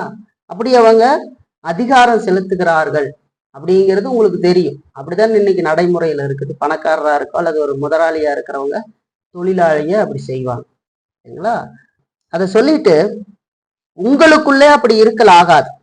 உங்களில் எவனாகிலும் பெரியவனாய் இருக்க விரும்பினால் அவன் உங்களுக்கு பணிவிடைக்காரனாய் இருக்க கடவான் என்று சொல்லி சொல்றாரு. உங்களுக்குள்ள அப்படி இருக்கக்கூடாது. புறஜாதியார் எப்படி பெரியவனா இருந்தா கீழே இருக்கிறவனை ஆளுகை செய்வானோ அதிகாரம் செலுத்துவானோ அந்த மாதிரி உங்களுக்குள்ள இருக்கக்கூடாது. அவங்க அதைத்தான் பாக்குறாங்க. யாரு பெருசா போறாங்களோ, முன்னாடி போறாங்களோ, இயேசு கிட்ட இந்த அதிகாரத்துல யாரு பெரியவங்களா இருப்பாங்களோ அவங்களுக்கு ஒரு பெரிய பொறுப்பு இருக்கு, ஒரு ஆளுகை கிடைக்கும்னு அவங்க நினைச்சுக்கிட்டு இருக்காங்க இல்லைங்களா? அதுதான் அவங்க பிரச்சனை. தமிழ் யார் பெரியவன் அப்படிங்கிற அப்படி இருக்கக்கூடாதுன்னு சொல்றாரு.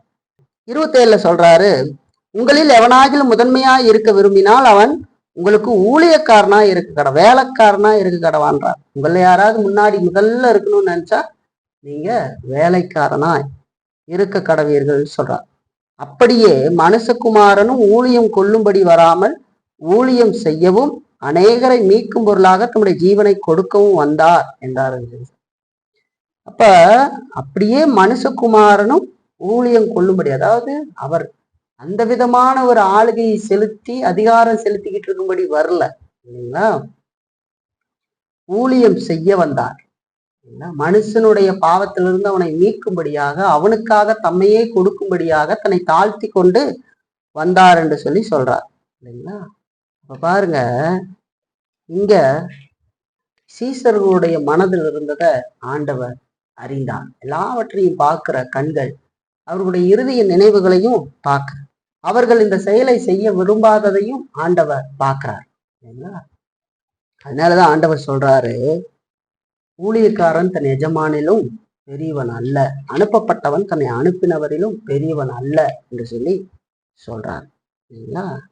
இப்ப மேசியாவினுடைய பணியில இதுவும் உள்ள இருக்குது அப்படிங்கிறத அவங்களால நம்ப முடியல சீசர்களால. சீசர்களுடைய நினைவுகள் எல்லாம் அவர் ராஜாவாக இருப்பார். ஆனா இங்க இயேசு கிறிஸ்து கால்களை கழுவ தாழ்மையை கற்றுக் கொடுக்கிறார். அதை அவங்களால நம்ப முடியல. அந்த ஒரு திகைப்பு இருக்கு, அதுல அவங்களுக்கு விருப்பம் இல்லை. இப்ப உண்மையான கிறிஸ்துவத்துடைய மேன்மை மற்றவர்களுக்கு நன்மை செய்வதில் அடங்கி இருக்குது அப்படிங்கிற அந்த மகத்தான உண்மையை அவர்களால இன்னும் ஏற்றுக்கொள்ள முடியல. அப்படிப்பட்ட ஒரு நிலையில தான் அவர்கள் இருக்கிறாங்க இல்லைங்களா? ஆகவே நம்முடைய ஆண்டவருடைய எச்சரிக்கை வார்த்தை அங்க தேவைப்படுகிறது இல்லைங்களா? தாழ்மையான வேலையை செய்ய அவர் தம்மை தாழ்த்தி இருந்தார்னு சொன்னா அவருடைய சீசர்களும் அதை செய்ய தயங்கக்கூடாதுன்னு சொல்லி பார்க்கலாம். அதனாலதான் ஊழியக்காரன் தன் எஜமானிலும் பெரியவன் அல்ல என்று சொல்லி பார்க்கணும். இப்ப நம்ம முதல் பயன்பாடா எடுத்துக்கிறது, கிறிஸ்து செய்த எதையும் செய்வதில் நாம் ஒருபோதும் வெட்கப்படக்கூடாது என்று சொல்லி பார்க்கணும். இந்த பாடம் நமக்கு ரொம்ப முக்கியமான ஒரு பாடம் இல்லைங்களா? நம்முடைய வாழ்க்கையில தொல்லை, சுய தியாகம், தாழ்ந்த நிலைக்கு போறது, இது மாதிரியான வேலைகளை நாம் விரும்பாதவர்களாகவே எப்பொழுதும் இருக்கிறோம். நம்முடைய வாழ்க்கையில எந்த பிரச்சனையோ சிக்கல்களோ இருக்கக்கூடாது. நான் எதையும் தியாகம் செய்ய மாட்டேன், நான் தாழ்ந்த நிலைக்கு போக மாட்டேன், நான் உயர்வாகத்தான் இருப்பேன், நான் இப்படி விட்டு கொடுத்து போகிறதா, நான் மனத்தாழ்மையோடு நடந்து கொள்கிறதா அப்படிங்கிறதுலதான் இருப்பாங்க. சத்தியமாக கேட்டுக்கொள்ளுவார்கள். மனத்தாழ்மை உள்ள பேசான மனத்தாழ்மை இருமாப்போடு தான் நடப்பாங்க, அன்பு காட்ட மாட்டாங்க. அப்படித்தான் அநேக நேரங்கள்ல இருக்கிறோம் இல்லைங்களா? அதோடு கூட இந்த வேலை மற்றவங்களுக்கு கொடுங்க, இது என்னுடைய வேலை இல்லை அப்படின்னு நினைப்பாங்க இல்லைங்களா? நான் யாரு, என்னுடைய தகுதி என்ன, நான் இதை செய்யறதா, படிச்சிருக்கிறவங்க படிச்சேங்கிற தகுதி சொல்றது, வசதி வாய்ப்புல பெரியவராக இருக்கிறவங்க அதை மேல காட்டிக்கிறது. இப்படி மனிதர்கள் இருக்கிறோம் இல்லைங்களா? அநேகர் அப்படித்தான் இருக்கிறாங்க. உங்கள கூட அப்படி நீங்க இருந்துட முடியும். ஆகவே இதெல்லாம் சீர்தூக்கி பார்க்க வேண்டியது அவசியம் இல்லைங்களா? இப்படிப்பட்ட உணர்வு நம்மள எழும்பும் போது இல்லைங்களா, இது எனக்குரிய வேலை இல்லை, இது மற்றவங்களுக்குரியது அப்படின்ற உணர்வுகள்லாம் நம்மள எழுகிற பொழுது நாம் நம்முடைய ஆண்டவருடைய வார்த்தையை நினைத்து பார்க்க வேண்டும். ஊழியக்காரன் தன் எஜமானிலும் பெரியவன் அல்ல, அனுப்பப்பட்டவன் தன்னை அனுப்பினவரிலும் பெரியவன் அல்ல என்று சொல்லி ஆண்டவர் சொல்றார். ஆண்டவரே எனக்காக எல்லாவற்றையும் செய்திருக்கிறார் என்று சொன்னார், நான் செய்ய வேண்டாமா? இன்னைக்கு அநேகருக்கு மற்றவர்களை மன்னிக்கிறது கூட கிடையாது இல்லைங்களா? மற்றவருக்கு செய்த தவறுகளை மன்னிக்கிறது கூட கிடையாது. எவன் ஒருவன் தான் மன்னிக்கப்பட்டதனுடைய மேன்மையை உணர்கிறானோ அவன்தான் மற்றவர்களை மன்னிக்க முடியும் அப்படிங்கிறத தெரிஞ்சுக்கணும். பாவியாகவும் துரோகியாகவும் நரகத்திற்கு மாத்திரமே உரியவனாக இருந்த என்னை தேவன் மன்னித்தார் என்று சொன்னார், எனக்காக தன்னையே ஒப்பு கொடுத்தார் என்று சொன்னார், நான் மற்றவர்களை மன்னிக்க வேண்டாமா? அந்த மன்னிக்கணும் அப்படின்னு சொன்னா அங்க மனத்தாழ்மை நமக்கு இருக்கும். தேவன் நமக்கு செய்த காரியங்களை நாம் சிந்தித்து பார்க்க வேண்டும். நாம அப்படி சிந்தித்து பார்க்கல அப்படின்னு சொன்னா நாம மற்றவங்களை மன்னிக்க மாட்டோம். அதோடு நாம் மன்னிப்பும் கேட்க மாட்டோம் இல்லைங்களா? ஏன் கேட்க மாட்டோம்? ஏன்னா நான் மன்னிப்பின் மேன்மையை உணரவில்லை, கடவுள் எனக்கு செய்த மேன்மைகளை நான் உணரவில்லை. நான் மன்னிப்பு கேட்கிற பொழுது ஆண்டவர் என்னை மன்னிக்க வேண்டும் என்று நான் நினைக்கிறேன். ஆனா மற்றவங்க என்கிட்ட மன்னிப்பு கேட்கிற பொழுதோ நான் மன்னிக்க மாட்டேன். அதோடு நானும் தவறு செய்தா மற்றவரிடத்துல மன்னிப்பு கேட்க மாட்டேங்கிறது. இப்ப மன்னிப்பு கேட்பது கூட மனத்தாழ்மை இல்லாம வராது இல்லைங்களா? இப்ப பாருங்க, அந்த மாதிரி மோசமான உணர்வுகள் நம்மள எழும்புகிற பொழுது இந்த பகுதியில நம்முடைய ஆண்டவருடைய வார்த்தை நம்முடைய நினைவிற்கு வருது, நல்லது இல்லைங்களா? நம்முடைய ஆண்டவருடைய மாதிரியை நாம் பின்பற்றுவதற்கு கற்றுக்கொள்ள வேண்டியது அவசியம். மனுஷங்கள்ல தாழ்ந்தவர்களிடத்துல இரக்கம் காட்டுவதை நாம் ஒருபோதும் குறைத்து மதிப்பிட கூடாது. அவர்களிடத்துல நான் அப்படி நடக்கிறதா, நான் யாரு தெரியுமா அப்படின்னு நினைக்கூடாது. ஒரு சாதாரணமானவங்ககிட்ட நம்ம இரக்கம் காட்டுறதை குறித்து நம்ம ஒருபோதும் குறைத்து மதிப்பிடக்கூடாது. ஏன்னு சொன்னா, தன்னை காட்டி கொடுக்க போகிற யூதாஸ் காரியத்தினுடைய கால்களையும் தன்னை மறுதலிக்க போகிறதான பேதுருடைய கால்களையும் ஆண்டவர் கழுவினார் இல்லைங்களா? அப்படிப்பட்ட ஒரு தாழ்வையை நமக்கு கற்றுக் கொடுத்திருக்கிறார் இல்லைங்களா? அப்ப இயேசு செய்த எதையும் செய்வதற்கு நாம் ஒருபோதும் வெட்கப்படக்கூடாது அப்படிங்கிறதுல நம்ம தெளிவா இருக்கணும். அப்ப நாம் நம்முடைய ஆண்டவருடைய முன்மாதிரியை பின்பற்ற வேண்டியது அவசியம் நம்முடைய வாழ்க்கையில் இல்லைங்களா? ஆண்டவர் செய்ததை நினைத்து பார்த்து நம்முடைய மனதில் அது இருக்கணும் அந்த வார்த்தை இல்லைங்களா? ஊழியக்காரன் எஜமானிலும் பெரியவன் அல்ல, அனுப்பப்பட்டவன் அனுப்பினவரிலும் பெரியவன் அல்ல அப்படிங்கிற உணர்வு நம்மளுக்கு வேணும். கடவுள் செய்த எதையும், கிறிஸ்து செய்த எதையும் செய்வதில் நான் ஒருபோதும் வெட்கப்பட மாட்டேன் அப்படிங்கிற ஒரு உணர்வு நமக்கு எப்பொழுதும் மேலோங்கி இருக்க வேண்டியது நம்முடைய வாழ்க்கையில அவசியம். அதை நம்ம நினைச்சு பார்க்கணும். ரெண்டாவது ஒரு பயன்பாடா நம்ம எடுத்துக்கிறது, நடைமுறையில் செயல்படாத வேத அறிவு பயனற்றது என்று சொல்லி பார்க்கணும். இந்த வசன பகுதியிலிருந்து நம்ம கற்றுக்கொள்ளுகிறதான அடுத்த பயன்பாடு என்னன்னு சொன்னா, நடைமுறையில் செயல்படாத நம்முடைய வேத அறிவு பயனற்றது என்று சொல்லி பார்க்கணும். ஆண்டவர் 17ஆம் வசனத்துல சொல்லும் போது, நீங்கள் இவைகளை அறிந்திருக்கிறபடியினால் இவைகளை செய்வீர்களானால் பாக்கியவான்களா இருப்பீர்கள் என்று சொல்லி சொல்றார். இந்த வசனம் தம்முடைய சீசர்களை அவர் எச்சரிக்கிறதாக இருக்கிறது இல்லைங்களா? அவர்கள் தங்களுடைய அந்த அறிவின்படி வாழாமல், அவர்கள் பெற்றுக்கொண்ட அந்த அறிவின்படி வாழாம ஒரு மலட்டு தலையறிவினால திருப்தி அடைஞ்சார்கள் என்று சொன்னால், அவர்களுடைய பணியில அவர் ஒருபோதும் மகிழ்ச்சி அடைய மாட்டார்கள் என்று சொல்லி பார்க்கணும். அறிவு இருக்குது, ஒரு காரியத்தை பத்தி தெரிஞ்சுக்கிட்டாங்க, அந்த தெரிந்து கொண்ட காரியத்துல திருப்தி அடைகிறாங்க, அவங்களுடைய நடைமுறை வாழ்க்கையில அது இல்லை அப்படின்னு சொன்னா அது ஒருபோதும் அவர்களுக்கு மகிழ்ச்சியை கொடுக்காது இல்லைங்களா? கொடுக்காது. இப்ப கிறிஸ்துவர்கள்னு சொல்லிக் கொள்ளுகிற நம்முடைய வாழ்க்கையில, நம்முடைய சிந்தனையில இது தொடர்ச்சியாக இருக்க வேண்டிய ஒன்றாக இருக்குது. இந்த புரிதல் நமக்கு எப்பொழுதும் இருந்துகிட்டே இருக்கும். என்னன்னா, மக்கள் அவிசுவாசம் அல்லது கீழ்ப்படியாமையில் இருக்கும்போது இப்படியெல்லாம் நம்ம இருந்து கொண்டே சில நேரங்கள்ல நம்ம என்ன செய்து விடுகிறோம், அவிசுவாசம் கீழ்ப்படியாமை இதுல எல்லாம் நம்ம இருந்துகிட்டு, எனக்கு அந்த சத்தியம் தெரியுமே, அதெல்லாம் எனக்கு தெரியும், அதெல்லாம் நான் அறிஞ்சு வச்சிருக்கிறேன், விசுவாசனுடைய கடமைகளை பற்றி எனக்கு தெரியும், இயேசு கிறிஸ்துவை பற்றி தெரியும், பிதாவை பற்றி தெரியும், வேதத்தினுடைய மகத்துவத்தை பற்றி எனக்கு தெரியும் அப்படின்னு சொல்லிக்கிறத நம்ம பார்க்க முடியும். அநேக நேரங்கள்ல மக்கள் அப்படி இருக்கிறாங்க. உங்கள நீங்க கூட அப்படி இருந்துட முடியும். எனக்கு சத்தியம் தெரியும், இதெல்லாம் பத்தி எனக்கு தெரியுது, நிறைய பேர் அப்படி சொல்றத பார்க்க முடியும். அதுவும் எனக்கு தெரியும் அப்படின்னு சொல்லிடலாம். அதே நேரத்துல இருதயத்திலேயோ குணத்திலேயோ அல்லது வாழ்க்கையிலேயோ அது எந்த பலனையும் தராத போது அதனால் எந்த பிரயோஜனம் இல்லை என்று சொல்லி பார்க்க.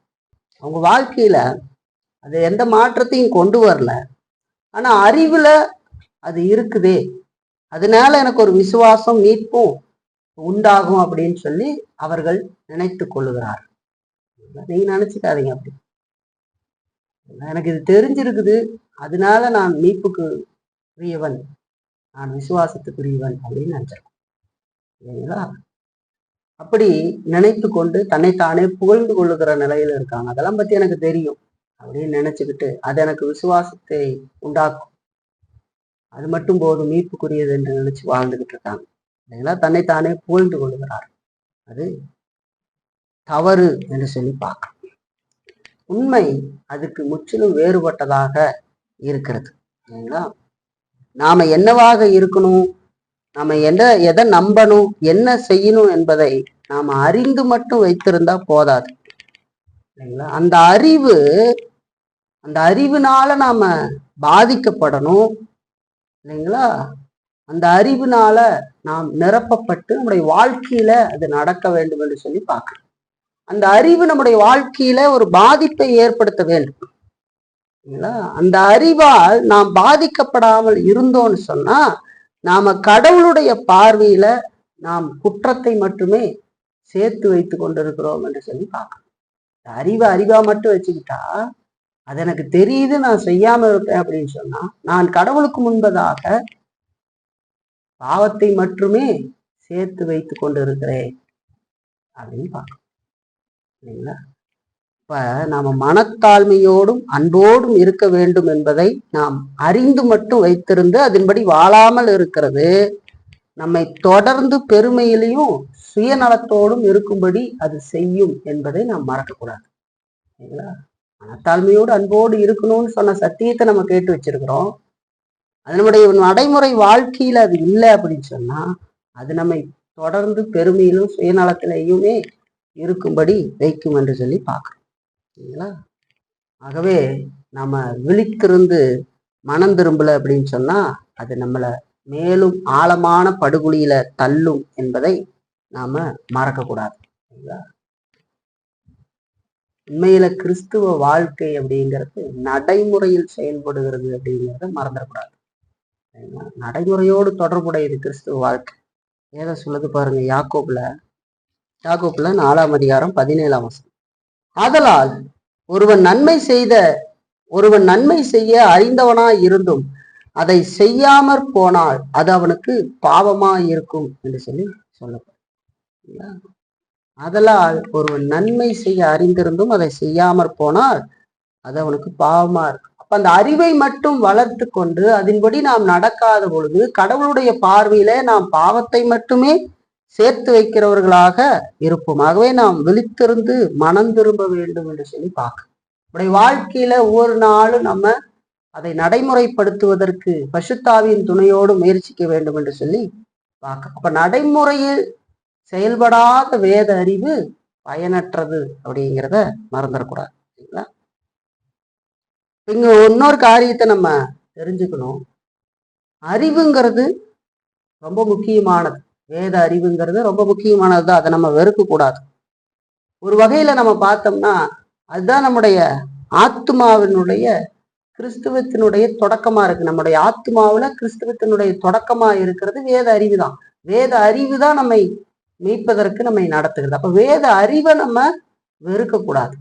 அதை நம்ம தெரிஞ்சுக்கணும் இல்லைங்களா? அப்ப பாவத்தை பற்றியோ கடவுளை பற்றியோ கிறிஸ்துவை பற்றியோ கிருபையை பற்றியோ மனம் திரும்புதலை பற்றியோ விசுவாசத்தை பற்றியோ நாம எதுவும் அறியாம இருப்போம்னு சொன்னா நாம் ரட்சிக்கப்படாதவர்களை விட சிறந்தவர்கள் அல்ல அப்படிங்கிறத நம்ம தெரிஞ்சுக்கணும். அதெல்லாம் நமக்கு தேவை.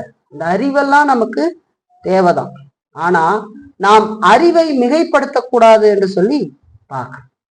எனக்கு அறிவு இருக்கு, அதெல்லாம் எனக்கு தெரிஞ்சிருக்குது அப்படின்னு அதை மிகைப்படுத்தி கொண்டு இருக்கக்கூடாது. அது தேவைதான். அதே நேரத்துல அதை மிகைப்படுத்தி கொண்டு இருக்க கூடாது. அது நம் நடக்கையில விளைவுகளை ஏற்படுத்தி நம் வாழ்க்கையை பாதித்து நம்முடைய சித்தங்களை மாற்றாவிட்டால் அது முழுவதும் பயனற்றது என்று சொல்லிப்பாங்க. நம்ம அறிவு ரொம்ப முக்கியம், வேத அறிவு ரொம்ப முக்கியம்தான். ஆனா அந்த அறிவு நம்முடைய நடத்தையில விளைவை ஏற்படுத்த வேண்டும், நம்முடைய வாழ்க்கையை அது மாற்ற வேண்டும் என்று சொல்லி பார்க்கலாம். அது நம்முடைய வாழ்க்கையை பாதிக்க வேண்டும், நம்முடைய சித்தத்தை அது மாற்ற வேண்டும், நம்முடைய சிந்தனை மாற்றணும், பரிசுத்தத்துக்கு நேரா நம்மளை நடத்தணும். அப்படியெல்லாம் செய்யல அப்படின்னு சொன்னா அந்த வேத அறிவினால நமக்கு எந்த பயனும் இல்லை அப்படிங்கிறத நம்ம தெரிஞ்சுக்கணும். இப்ப நடைமுறையில் இல்லாத அறிவு அப்படிங்கிறது அது நம்மை பிசாசின் நிலைக்கு மேல உயர்த்தாது. அது பிசாசினுடைய நிலையில் மட்டுமே நம்மை வைத்திருக்கும். ஏன்னா பயிற்சி இல்லாத அறிவு அப்படிங்கிறது அது பிசாசின் குணம் என்று சொல்லி பார்க்கணும். வாழ்க்கையில நடைமுறைப்படுத்தப்படாத ஒரு அறிவு அது பிசாசினுடைய குணம் என்று சொல்லி வேதம் சொல்லுகிறது. ஏன் தெரியுங்களா? அவனை விட சத்தியம் அறிந்தவன் வேறு யாரும் இல்லை.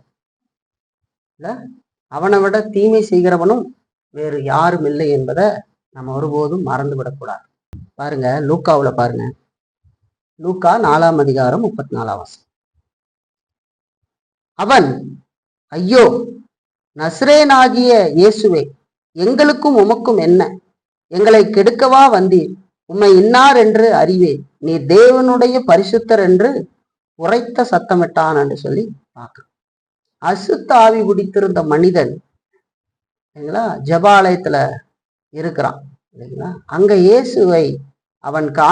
இயேசுவை பார்த்து அவன் சொல்ற வார்த்தை தான் இது.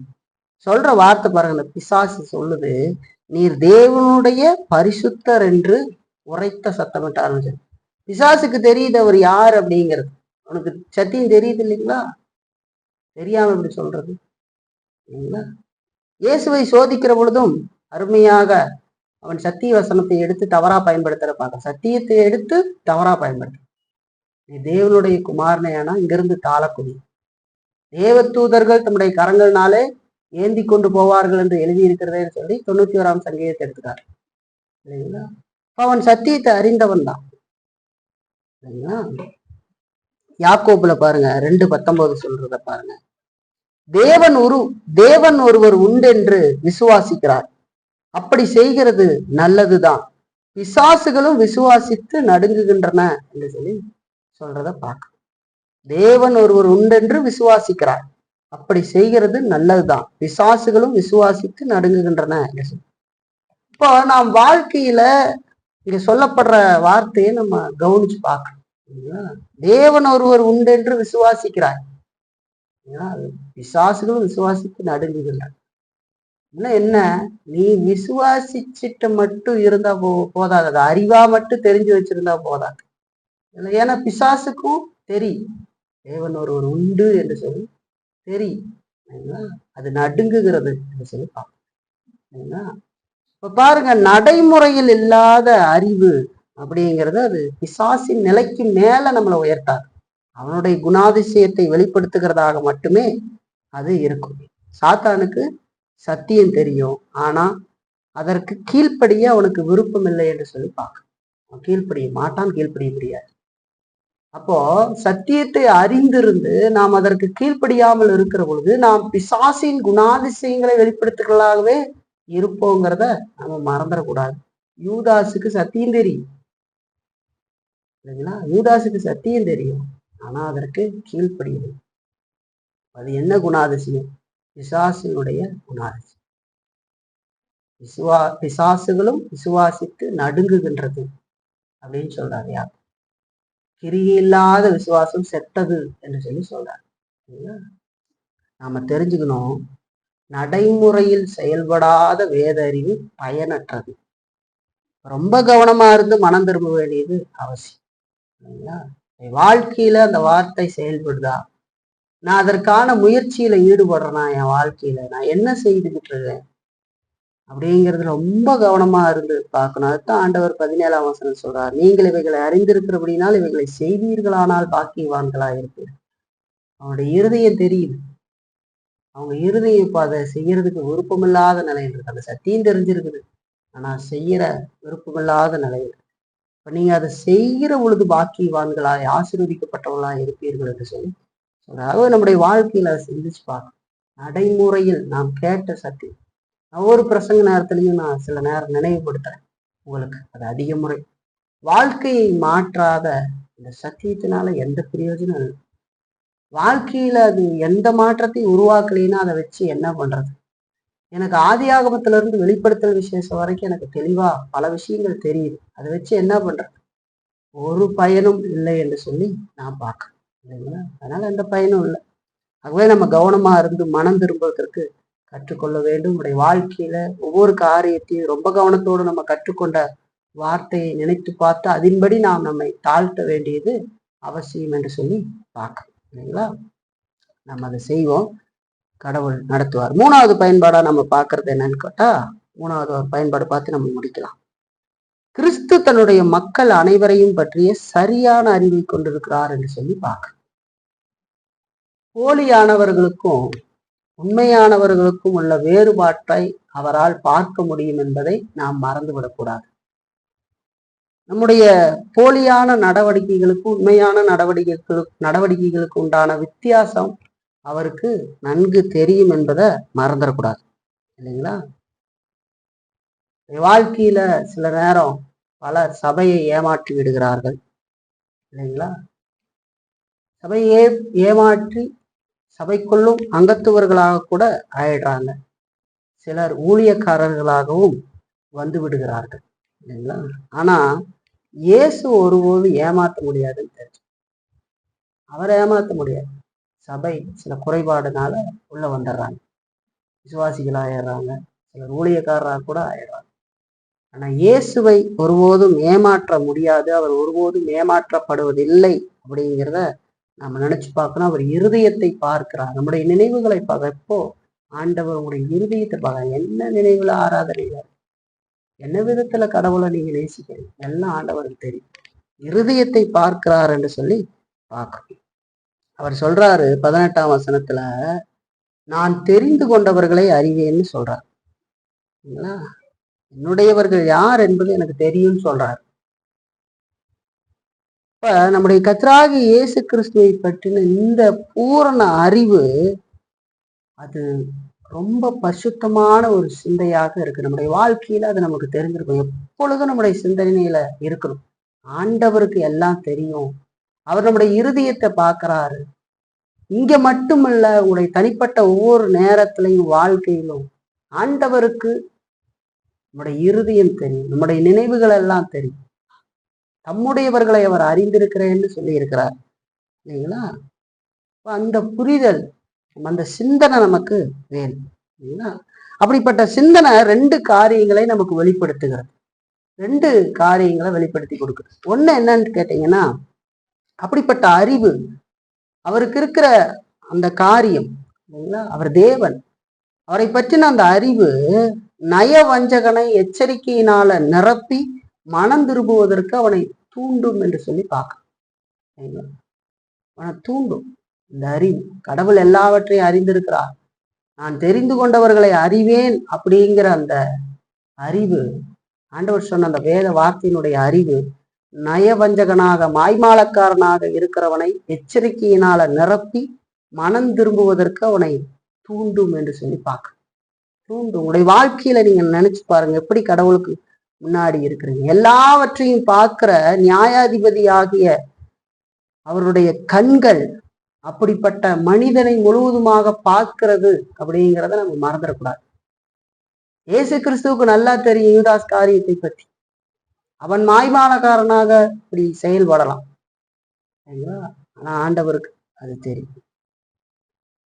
அப்போ நியாயாதிபதியின் கண்கள் ஏற்கனவே அப்படிப்பட்டவனை முழுவதுமாக பார்க்கிறது அப்படிங்கிறத நம்ம மறந்துடக்கூடாது இல்லைங்களா? அப்போ மாய்மாலத்துல இருக்கிறவனை அது எச்சரிக்குது, அவன் மனம் திரும்பும்படி அவனை தூண்டுகிறது. வாழ்க்கையில நீங்க என்னவா இருக்கிறீங்க?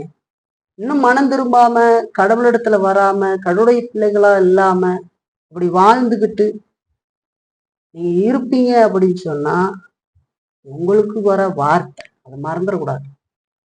ஆண்டவருக்கு எல்லாம் தெரியும் அப்படிங்கிறத மறந்துடக்கூடாது. ஒரு ஊமையில ஆண்டவர் சொல்லும் போது பாருங்க, மத்தேயில 22ஆம் அதிகாரம் பாருங்க. 22ஆம் அதிகாரம் தொடக்கத்துல இருந்து நீங்க வாசிங்க. ஒரு வசனத்தை மட்டும் நான் உங்களுக்கு வாசிக்கிறேன். 22ஆம் அதிகாரத்துல 11ஆம் வசனம் பாருங்க. விருந்தாளிகளை பார்க்கும்படி ராஜா உள்ளே பிரவேசித்த போது கல்யாண வஸ்திரம் தரித்திராத ஒரு மனிதனை அங்கே கண்டு, 12ஆம் வசனம், சிநேகிதனே, நீ கல்யாண வஸ்திரம் இல்லாதவனாய் இங்கே எப்படி வந்தாய் என்று கேட்டான். அதற்கு அவன் பேசாமல் இருந்தான் என்று சொல்லி பார்க்க. இதுல ஆண்டவர் ஒரு ஓமையை சொல்லுகிறார். அப்படி ஓமையை சொல்லுகிற பொழுது பாருங்க, 1ஆம் வசனத்தை வாசிக்கிறேன். சரி, 22ஆம் அதிகாரம் 2ஆம் வசனம் பாருங்க. பரலோக ராஜ்யம் தன் குமாரனுக்கு கல்யாணம் செய்த ஒரு ராஜாவுக்கு ஒப்பாயிருக்கு. தன் பையனுக்கு கல்யாணம் செய்கிற ஒரு ராஜாவுக்கு அதை ஒப்பா காட்டி தெரிந்து கொள்ள, அதாவது அழைக்கப்பட்டவர்கள் இல்லைங்களா, அவங்களையெல்லாம் கூப்பிடுறார் சரிங்களா. ஆனா அவங்களோ பல காரியங்களை சொல்லி தாங்கள் வரவில்லை என்று சொல்லி பார்க்கிறான் அந்த கல்யாணத்துக்கு வரல. அப்போ வழியில் இருக்கிறவர்கள் இப்படிப்பட்டவர்கள் எல்லாத்தையும் கூட்டிகிட்டு வர சொல்லி தன்னுடைய ஊழியக்காரருக்கு கட்டளை எடுக்கிற பொழுது அவங்க எல்லாம் போய் வழி சந்துகள்ல இருக்கிறவங்களை எல்லாம் கூட்டிகிட்டு வந்துடுறாங்க. இப்ப கல்யாண வீடு நிரம்பி வழிகிறது. அப்போ ராஜா விருந்தாளிகளை பார்க்கும்படி வரும்போது அங்க ஒரு மனிதன் இருக்கிறான். அவன் ரட்சிப்பின் வஸ்திரம், அதாவது கல்யாண வஸ்திரம் இல்லாதவனாக இருக்கிறான்.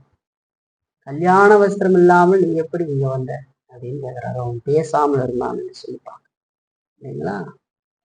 அப்ப அவன் மாய்மாலக்காரன், ரட்சிக்கப்படாதவனாக இருக்கிறவர்களை குறித்து அது சொல்லு.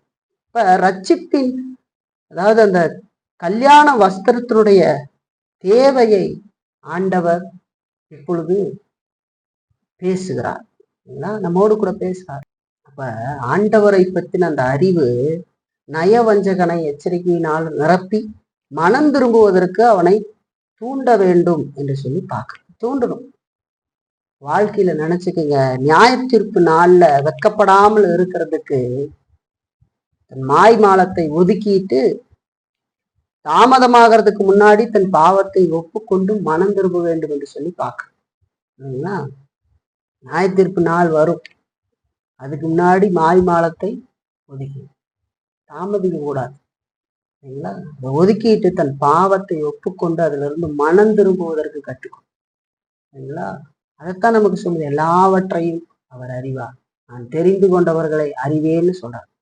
ரெண்டு காரியத்தை அது காட்டுது. ஒண்ணு, இந்த அறிவு, அப்படிப்பட்ட ஆண்டவரை பற்றின அந்த அறிவு நம்முடைய வாழ்க்கையில அது என்ன செய்கிறது? இப்படிப்பட்ட அறிவு நயவஞ்சகனை எச்சரிக்கையால நிரப்பி மனம் திரும்புவதற்கு அவனை தூண்டுகிறது என்று சொல்லி பார்க்க. ரெண்டாவது, இந்த அறிவு விசுவாசிகளை ஆறுதல் அடைய செய்கிறது என்று சொல்லி பார்க்க. நான் தெரிந்து கொண்டவர்களை அறிவேன்னு சொல்ற அந்த அறிவு நம்முடைய வாழ்க்கையில அது நம்மை ஆறுதல் அடைய செய்கிறது என்று சொல்லி பார்க்க. இந்த தீமையான உலகத்துல நாம் சில நேரம் தவறாக புரிந்து கொள்ளப்படலாம், அவதூறு செய்யப்படலாம். சரிங்களா?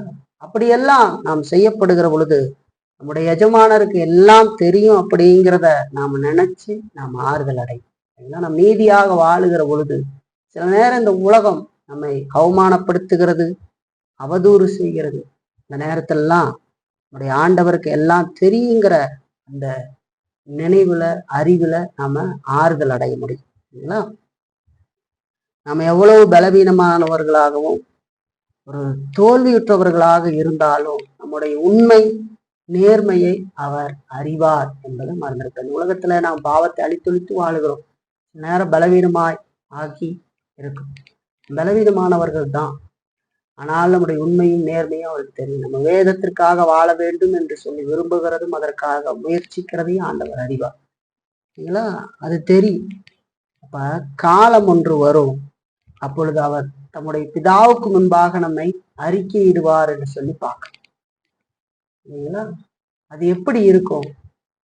பாருங்க, இந்த வெயில் காலத்துல நடுப்பகல்ல சூரியன் எப்படி அடிக்குதோ, அப்படி பிரகாசிக்குதோ, அந்த மாதிரி நம்மளுடைய உண்மைத்துவம், நம்முடைய குணாதிசயத்தை ஆண்டவர் அங்க வெளிப்படுத்துவார் என்று சொல்லி பார்க்கணும். இல்லைங்களா? நியாயத்தீர்ப்பு 4 ரெண்டு காரியத்தை இது நமக்கு வெளிப்படுத்துகிறார். கிறிஸ்து தன்னுடைய மக்கள் அனைவரையும் பற்றிய சரியான அறிவை கொண்டிருக்கிறார் என்று சொல்றார். ரெண்டு காரியங்கள் நமக்கு வெளிப்படுத்து. ஒண்ணு, மாய்மாலத்துல நயவஞ்சகனாக இருக்கிறவன் மனம் திரும்ப வேண்டியதை, அதிலிருந்து அந்த பாவத்தை அறிக்கையிட்டு மனம் திரும்பி ரட்சிக்கப்பட அவனை தூண்டுகிறது என்று சொல்லி பார்க்க. இன்னொரு புறத்துல விசுவாசிகளை அது ஆறுதல் படுத்துகிறது என்று சொல்லி பார்க்க. இப்ப நம்ம ரொம்ப கவனமா இருந்து அதை நினைச்சு பார்க்க வேண்டியது அவசியம். சரிங்களா? மாய்மாலமான வாழ்க்கை நீங்க வாழ்ந்துகிட்டு இருக்கீங்க, இன்னும் கிறிஸ்துவனிடத்துல வரல, இப்படியெல்லாம் இருந்தா ஆண்டவரிடத்துல வந்து தாமதமாவதற்கு முன்பதாக இந்த ரட்சிப்பை பெற்றுக்கொண்டு அவருடைய பிள்ளைகளாக, விசுவாசத்துல இருக்கிறவங்க தொடர்ந்தும் கூட உலகத்துல வாழ்கிற பொழுது சோர்வு, பலவீனங்கள், அவதூறு, அவமானங்கள்லாம் வருகிற பொழுது நம்முடைய எஜமானருக்கு எல்லாம் தெரியும் அப்படிங்கிற அந்த புரிதலோடு நம்ம வாழ கற்றுக்கொள்ள வேண்டியது அவசியம். ஆறுதல் அடைய கற்றுக்கொள்ள வேண்டியது அவசியம். இன்னைக்கு 3 பயன்பாடுகளை நம்ம பார்த்துருக்கிறோம். ஒண்ணு, கிறிஸ்து செய்த எதையும் செய்வதில் நம்ம ஒருபோதும் வெட்கப்படக்கூடாது. நம்ம அதுக்கு வெட்கப்படக்கூடாது. ஆண்டவர் சொன்ன விதமாக மனத்தாழ்மையோடு அன்போடு நம்ம நடக்கணும். 2வது, நடைமுறையில் செயல்படாத வேத அறிவு பயனற்றதுன்னு பார்க்கணும்.